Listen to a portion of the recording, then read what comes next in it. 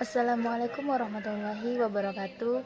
Perkenalkan, saya Sri Susi Susanti dan rekan saya ada Mbak Juliatul dan Ana Navarro. Di sini kami dari kelompok 8 akan menjelaskan mengenai 3 poin.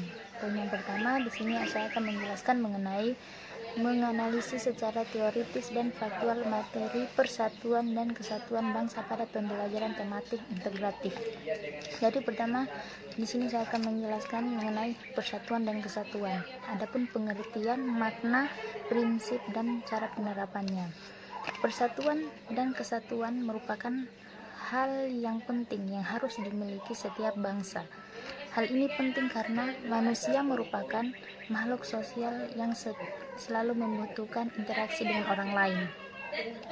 Hal ini dapat tercermin dari kekompakan sesama manusia dalam menjaga persatuan dan dalam berbagai aspek. Selain itu, dalam hal bernegara, persatuan kesatuan juga merupakan sebuah makna yang terkandung dalam semboyan Bhinneka Tunggal Ika, menggambarkan persatuan kesatuan bangsa dan negara kesatuan Republik Indonesia. Adapun pengertian kesatuan dan persatuan. Pertama, persatuan. Persatuan ini berasal dari kata satu yang berarti utuh dan tidak terpecah-pecah. Arti lebih luasnya yaitu perkumpulnya macam-macam corak dari berbagai kalangan, ras, budaya, dan adat istiadat dalam masyarakat yang bersatu dengan serasi. Kemudian, kesatuan. Kesatuan ini merupakan hasil dari persatuan yang telah menjadi utuh. Hal ini dilakukan untuk terhindar dari disintegrasi, maka sangat dibutuhkan persatuan di Indonesia. Kemudian, makna secara utuhnya. Dari definisi persatuan kesatuan, kita dapat menyimpulkan bahwa makna dari gabungan keduanya adalah keadaan satu atau tunggal yang menuntut adanya keterpaduan dari kemajemukan bangsa Indonesia. Kemudian, adapun prinsip kesatuan persatuan, yaitu ada 5 prinsip. Prinsip yang pertama, adapun prinsip Bhinneka Tunggal Ika, yaitu bangsa Indonesia terdiri atas berbagai suku, bahasa, agama, dan adat kebiasaan yang menjemuk. Kemudian yang kedua, adapun prinsip nasionalisme Indonesia. Nasionalisme atau cinta tanah air tidak berarti bahwa kita merasa paling unggul daripada bangsa lain. Kemudian yang ketiga, adapun prinsip wawasan Nusantara. Dengan wawasan Nusantara, manusia Indonesia merasa satu, senasib, sepenanggungan, sebangsa, dan setanah air, dan semangat mencapai cita-cita pembangunan nasional. Kemudian yang terakhir, adapun prinsip persatuan pembangunan untuk mewujudkan cita-cita reformasi. Kita harus dapat mengisi kemerdekaan serta melanjutkan pembangunan menuju masyarakat yang adil dan makmur, sesuai dengan semangat persatuan Indonesia. Sekian penjelasan dari saya, akan dilanjutkan oleh Mbak Ana Navarro. Mawati akan menjelaskan tentang bentuk pengimplementasian persatuan dan kesatuan bangsa Indonesia pada peserta didik MISD berdasarkan karakteristik siswa dan juga nilai-nilai agama Islam. Persatuan dan kesatuan. Persatuan, kata dasarnya adalah satu, yang bermakna utuh dan tidak bercerai-berai. Sedangkan kesatuan adalah hasil dari persatuan. Seperti yang kita ketahui, di Indonesia banyak sekali keberagaman, mulai dari suku, bangsa, agama, ras, bahasa, dan sebagainya. Lantas, bagaimana kita menyikapi adanya perbedaan itu? Saya mengutip dari kata Pak Panji Pragiwaksono, yaitu, bukan tugas kita menjadikan seisi bumi menjadi seragam, namun tugas kita adalah menciptakan kedamaian, kenyamanan, dan juga kebahagiaan dengan adanya perbedaan itu. Dengan adanya perbedaan, tidak menjadikan penghalang untuk melanjutkan kehidupan yang lebih baik. Seperti semboyan kita di Indonesia, yaitu Bhinneka Tunggal Ika, yaitu berbeda-beda tetap satu tujuan. Lantas, bagaimana menanamkan sikap persatuan dan kesatuan kepada peserta didik? Sebelum memberikan pembelajaran, seorang pendidik harus mengenali tentang karakteristik masing-masing siswa. Mungkin ada siswa yang pendiam, aktif, hingga hiperaktif.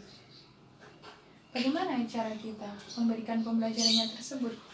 Bisa dengan waktu pembelajaran, yaitu dengan diskusi. Dengan diskusi, kita bisa memberikan anggota dengan secara acak antara anak pendiam dan juga anak yang aktif. Karena dengan adanya ini, maka anak yang pendiam akan tertarik menjadi anak yang aktif. Kemudian bisa dengan membuat jadwal piket. Dengan jadwal piket, maka anggota yang bertugas akan saling bekerja sama. Karena bekerja sama merupakan salah satu contoh untuk mewujudkan dari persatuan. Kemudian, bagaimana dengan pandangan agama Islam tentang persatuan dan kesatuan? Dalam Quran Surat Ali Imran ayat 103, yang kalimatnya berbunyi, wala tafarraqu, yaitu, dan janganlah kalian bercerai-berai. Dalam tafsiran Al-Hafidh Ibnu Katsir, yaitu, dalam ayat tersebut dilarangnya kita untuk bercerai-berai dan perintah kita untuk bersatu. Karena Allah telah menjamin tujuan tersebut atas kesepakatannya.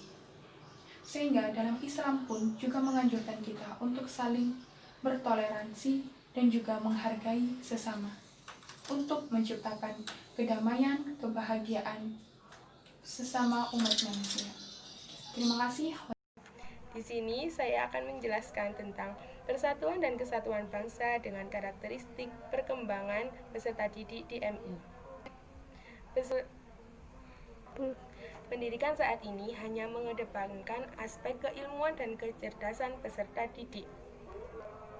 Jika peserta didik sudah mencapai nilai KKM, maka mereka sudah dianggap berhasil pembentukan karakter dan budaya-budaya bangsa di dalam peserta didik. Rapuhnya karakter dan budaya dalam kehidupan berbangsa bisa membawa kemunduran peradaban bangsa. Padahal kehidupan masyarakat yang memiliki karakter dan budaya yang kuat akan semakin memperkuat eksistensi suatu bangsa dan negara. Pengembangan pendidikan berbasis karakter dan budaya bangsa perlu menjadi program nasional.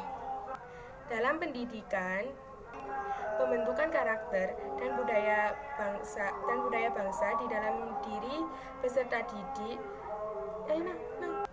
tidak harus masuk dalam kurikulum. Nilai-nilai yang harus dikembangkan di dalam peserta didik antara lain kejujuran, dapat dipercaya, kebersamaan, toleransi, tanggung jawab dan peduli terhadap orang lain. Karakter dapat diartikan sebagai bawaan, personalitas, dan watak. Karakter dalam pengertian ini menandakan dan memfokuskan pengaplikasian nilai kebaikan dalam bentuk tindakan ataupun tingkah laku. Karakter mulia yang diharapkan dapat dikembangkan kepada peserta didik.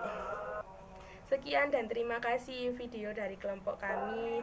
Mohon maaf apabila banyak kesalahan dan kekurangan kata. Sekian, wassalamualaikum warahmatullahi wabarakatuh.